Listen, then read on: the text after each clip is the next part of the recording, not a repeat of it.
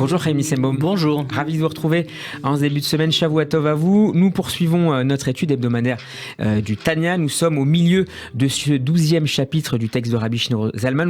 Nous avions parlé la semaine dernière de la lecture du schéma. On va poursuivre dans cette veine et poursuivre donc ce texte. Après la prière, quand cesse la méditation sur la grandeur de l'Ensof béni, le mal s'éveille à nouveau dans la partie gauche et provoque le désir pour les plaisirs de ce monde. Cependant, comme le mal n'a pas l'autorité et la souveraineté exclusive sur la cité, il est incapable de réaliser ce désir et de le faire passer de l'état potentiel à l'état réel en se revêtant à l'intérieur des membres du corps en action, en parole ou en pensée effective pour concentrer son attention sur la jouissance des plaisirs profanes et sur le moyen de satisfaire la sensualité qu'abrite le cœur, car le cerveau domine le cœur en vertu de sa nature innée. L'homme est ainsi créé à sa naissance qu'il peut, avec la force de sa volonté contenue dans son cerveau, se freiner et contrôler la poussée de la volupté qui est dans son cœur, empêchant les désirs de celui-ci de s'exprimer en acte, en parole ou en pensée,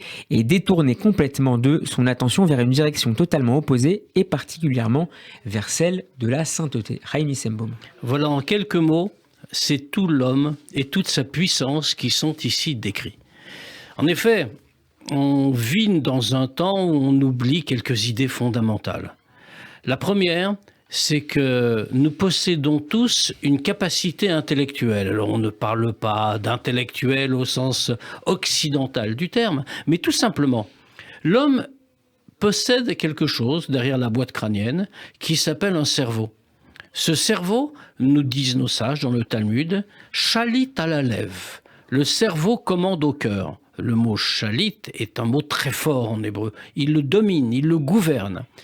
C'est-à-dire qu'en réalité, le cœur étant traditionnellement le siège des émotions, ces émotions pouvant être positives, l'amour de Dieu est une émotion, mais parfois plus éloignée de ce que l'on doit normalement rechercher. Donc les passions du cœur peuvent être contrôlées, maîtrisées, orientées totalement par le cerveau.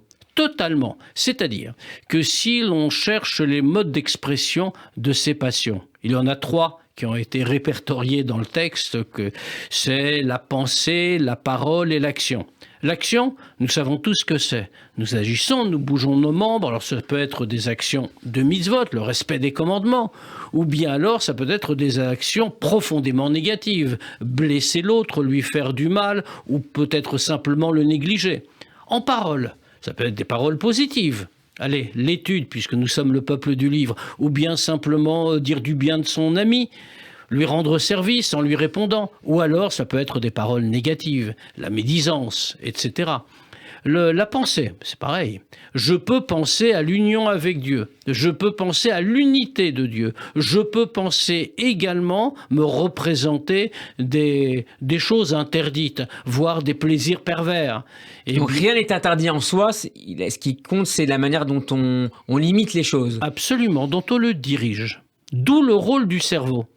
Le cerveau doit être le juge de paix constant.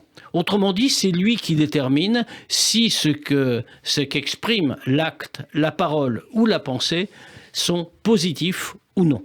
C'est lui qui doit dire. Cela veut dire, nous parlions du schéma dans le texte. Le schéma, on le soulignait la semaine dernière, c'est une véritable entreprise spirituelle. Il s'agit d'écarter le mal du côté gauche, d'éteindre sa flamme pour donner la préséance au bien qui, symboliquement, se trouve du côté droit.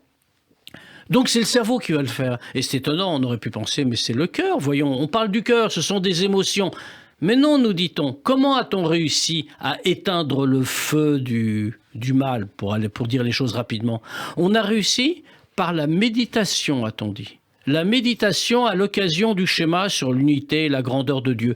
La méditation, mais c'est une activité justement du cerveau intellectuel, parce que le cerveau commande au cœur. Je peux commander mes actes. Je peux dire, je ne vais pas faire ceci, faire cela. Je peux commander ma parole. Je peux dire, je ne vais pas dire ce mot qui va blesser, par exemple. Mais je peux même, selon le judaïsme, je peux même commander mes pensées. Je peux dire, cette pensée-là ne doit pas émerger. Et si je ne domine pas tout à fait, ce qui est possible, C'est d'une grandeur spirituelle que de ne pas être capable de contrôler seconde par seconde ses pensées. Mais une fois que la pensée que je ne souhaite pas a émergé, je suis capable en tout cas de la chasser et de lui substituer une pensée qu'au contraire je recherche. Et ça passe nécessairement, Chaim Nissemom, au préalable par l'étude. Par l'étude et par la réflexion sur l'étude. On peut étudier sans étudier en réalité. C'est-à-dire qu'on peut étudier pour la connaissance, ce qui est déjà une excellente chose. Mais si on n'a que la connaissance, alors mais pour paraphraser les Pirkei Avot, même la connaissance, on ne l'a pas. Parce que qu'est-ce que c'est que la connaissance ? La connaissance est un instrument. C'est à la fois un instrument, un outil, j'ai besoin de connaître pour faire, mais c'est aussi un véhicule. J'ai besoin d'étudier, de connaître pour m'attacher à la divinité. Et si je m'attache à la divinité, j'ai besoin de méditer pour comprendre ce qu'elle est, pour m'en pénétrer. Quand je me pénètre de divinité, quand je m'en imprègne, alors à ce moment-là, je me transforme. Le rôle du cerveau, c'est cela. La méditation, la réflexion, afin de construire quelque chose de nouveau, un nouveau processus, un nouveau moi en réalité. Et donc ça suppose de s'interroger sur ces actes aussi, parce qu'on peut considérer que ces actes sont simplement le produit de circonstances ou de réactions quasiment automatiques face à des facteurs externes. Non, on est obligé d'avoir cette réflexion préalable. C'est la grande thèse du judaïsme. Ça se dit en 3 mots, l'homme est libre. Il n'est pas le prisonnier des circonstances, il n'est même pas prisonnier de ses propres réactions spontanées, il domine tout. S'il est prisonnier, effectivement, c'est parce qu'il a accepté ses chaînes. La réflexion, le cerveau sont là pour briser les chaînes. Donc il n'y a pas de déterminisme ? Aucun. Le seul déterminisme, en vérité, si l'on peut dire, au sens où il y a une destination finale. L'ambition, c'est plus facile de le dire comme ça, l'ambition peut-être, si on pouvait la définir, ce serait la perfection. Tout homme est perfectible, il est perfectible jusqu'à atteindre les sommets. Maintenant, pour cela, il faut le vouloir. Il faut le vouloir et entreprendre la démarche, sachant qu'elle est longue et que c'est une œuvre de longue haleine et peut-être une seule vie n'y suffira pas. Mais comme on le sait, tous les longs voyages sont les plus beaux et on arrive plus vite quand on part plus tôt. Donc tout commence, en tout cas c'est ce que nous dit le texte cet après-midi, tout commence en réalité après la prière, c'est là que les choses sérieuses, après cette période de méditation, pour reprendre votre terme, pendant la prière, les choses sérieuses commencent d'une certaine manière pour mettre en pratique cette méditation c'est le après défi. La prière. Nous rencontrons, après la prière où nous étions seuls avec Dieu, si l'on peut dire, eh bien nous retournons dans le monde et nous devons faire face à tout ce qu'il nous propose. À ce moment-là, bien, nous avons eu le flux, nous avons maintenant le reflux du spirituel. Comment fait-on face au reflux ? C'est un petit peu la suite de notre texte qui nous le dira. Et on verra ça la semaine prochaine. En attendant, merci beaucoup à vous, Chaim Nissemom. On peut réécouter cette étude du Tanya en podcast sur radioj.fr. Je vous donne rendez-vous demain, cette fois pour échanger sur l'histoire du peuple juif. Bon après-midi. À demain.